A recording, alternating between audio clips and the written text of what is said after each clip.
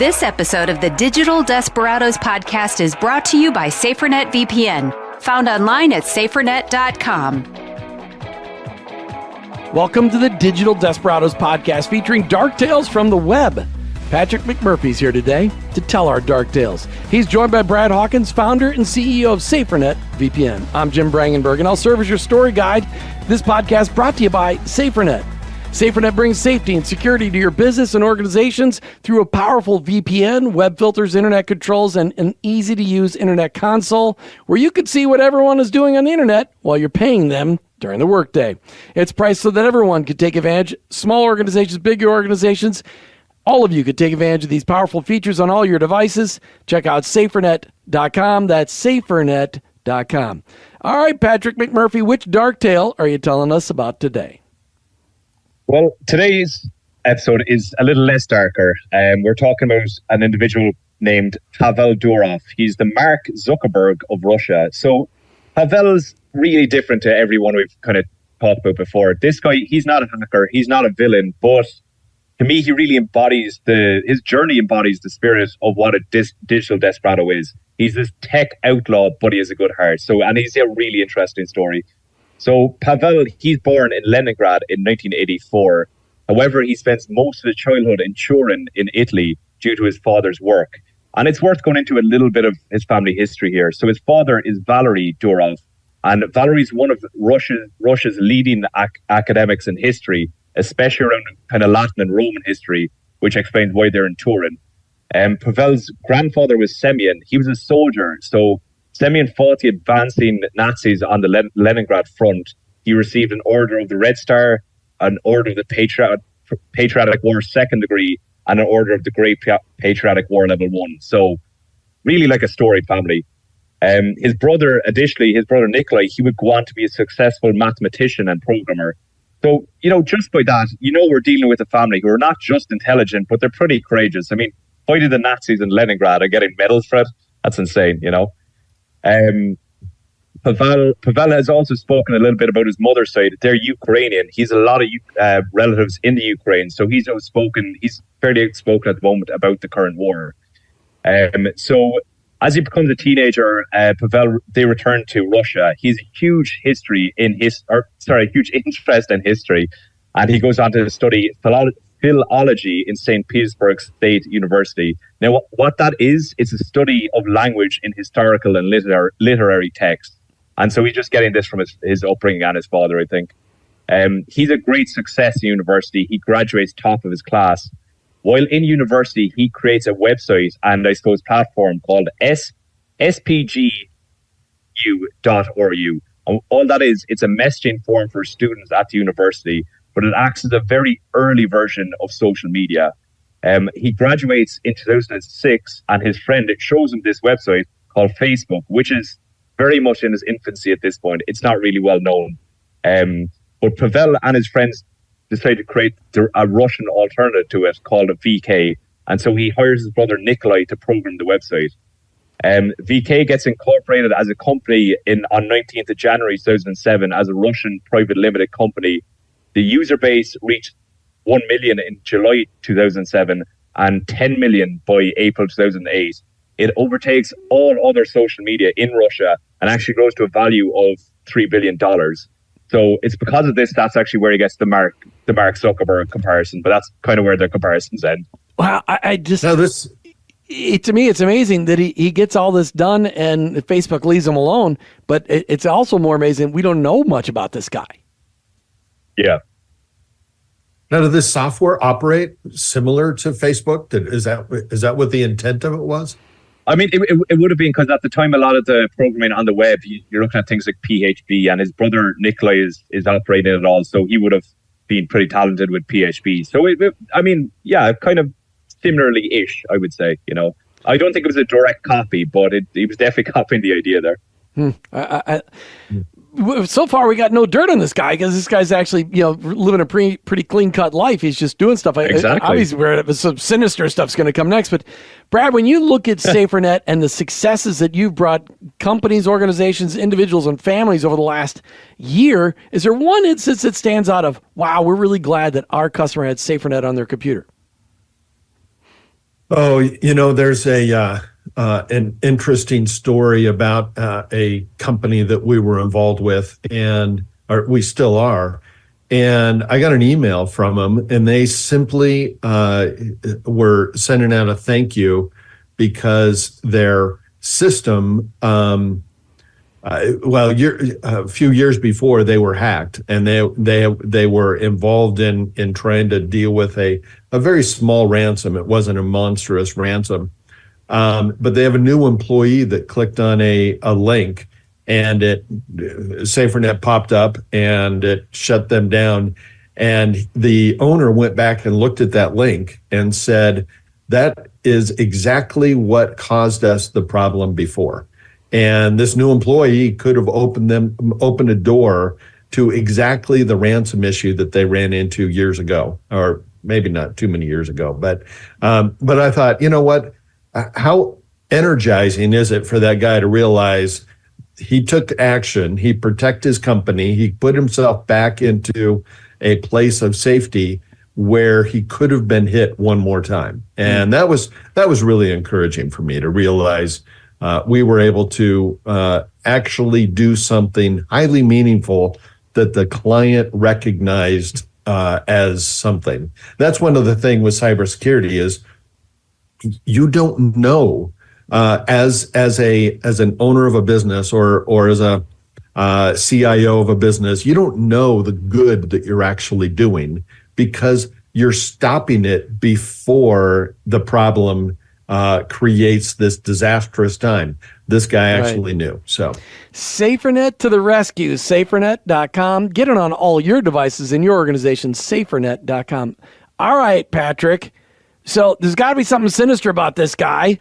So he's created the Russian Facebook.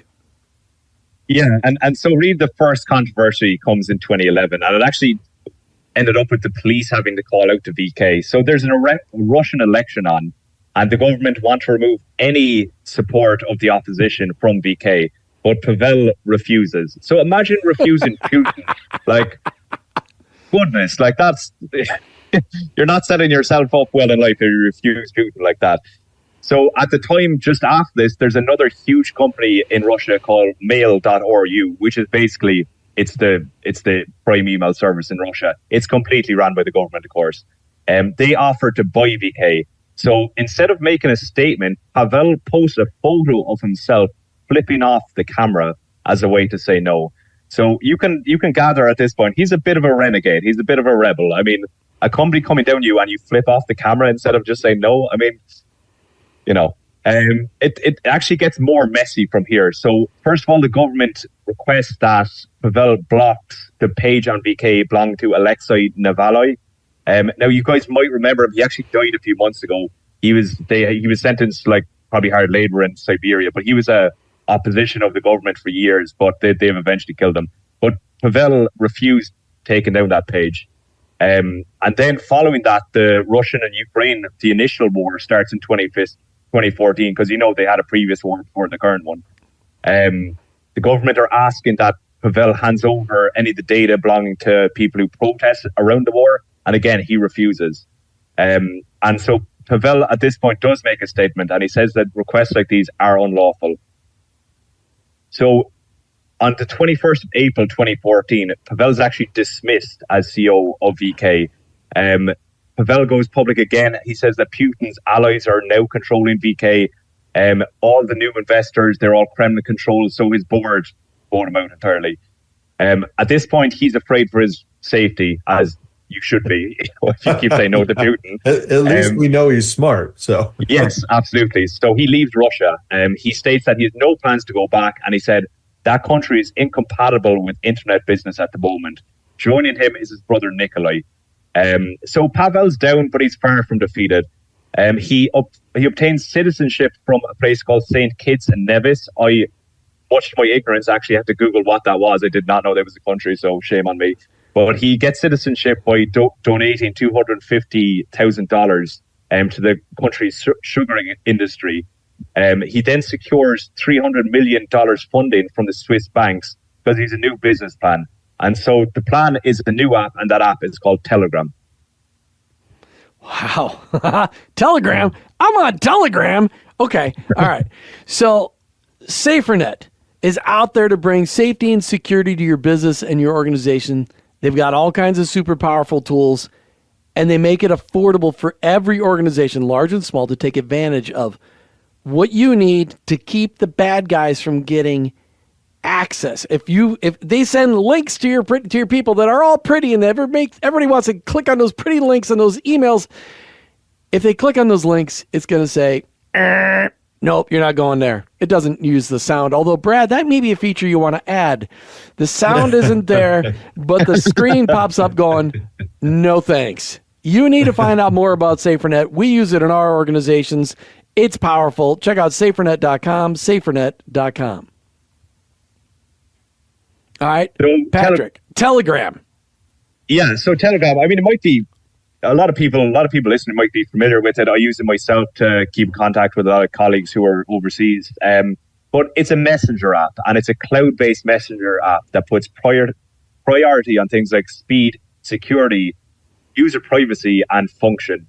It has a decentralized infrastructure, so it means that it has data centers all over the world, which makes it very resilient against shutdowns and censorship and things like that.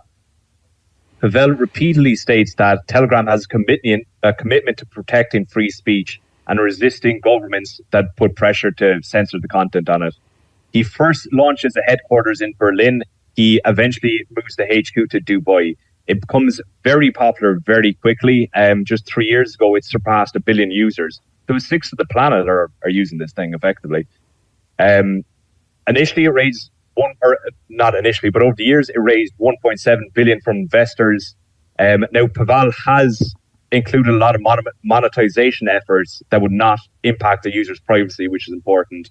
And so a lot of these premium features are things like, ability to send larger files, sponsored messages. If a user is in a large chat room, there's e-commerce bots. There's a lot of money being made through donations on it. Now, Pavel also looked at things like incorporating cryptocurrency in it, but there were struggles with the SEC, so he decided not to continue with the crypto part for it. Telegram is constantly being shut down in various countries. There's Russia, Iran, China. They've all attempted to block or restrict access to Telegram, citing that it's used by terrorists and criminals. But if you're a criminal in Russia, that probably just means you like free speech. So it doesn't really count. But so, despite being banned, it's still accessible in a lot of these countries where it should not be allowed, and it's because it has a very resilient technical infrastructure. Again, all made by Nikolai, Pavel's brother. So after his first citizenship, he continued to move around. He gets granted citizenship by France, making him an EU citizen. And most recently, the UAE gave him citizenship, so he currently resides there. He's worth, at the moment, $15 billion. He's actually the richest foreigner in the UAE. In fact, and recently a publication by a publication called Arabian Businessman, called him the most powerful entrepreneur in Dubai, which is a lot to say about someone over there. In terms of his personal life, he's not really a regular tech guy. He's unmarried. He's a libertarian. He's a teetotaler. He's a vegetarian. He follows a very ascetic lifestyle. He promotes freedom away from personal possessions. The money he does make, he seems to mostly donate to organizations like Wikimedia. They're the ones who support Wikipedia, basically, or any libertarian organization that he feels are doing a common good. And that's really Pavel Durov. So he's a real, true digital desperado. He's innovative, he's principled, he's resilient, and he's significantly impacted the tech industry. I mean, if you look at created VK, then moving on to Telegram, it's just showing his commitment to things like privacy, free speech, while, governments all over are trying to take him down. So he's a remarkable individual to study. So yeah, so his claim to fame is that he actually is doing good things all along, making a ton of money doing the good thing. Well, a lot of our digital desperados could learn from this. So he's doing really good stuff, and he's worth $15 billion, yet the governments are mad at him because he's promoting free speech. Yeah, and it's funny because if you look back at our very first episode, we had a guy called Maxim Yakubets, and he works for the FSB now, but he makes a lot of money, and he drives a Lamborghini around Moscow, and whereas Pavel's living in Dubai and owns like no personal possessions and is a teetotaler and vegetarian. He's practically like a monk, but he's worth $15 billion. It's completely different lifestyles.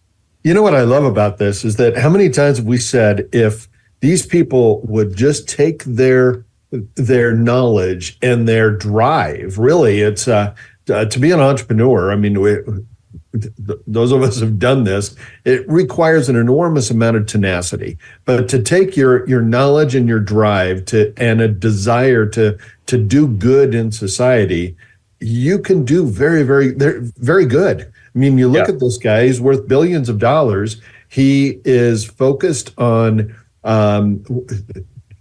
being honest. He's focused on not necessarily just himself, but trying to make life better for other people. Man, I like this guy. I like what he's doing, and I like the focus that he's got. He's so much like the opposite to nearly everything we've covered. So yeah, he's a great dude.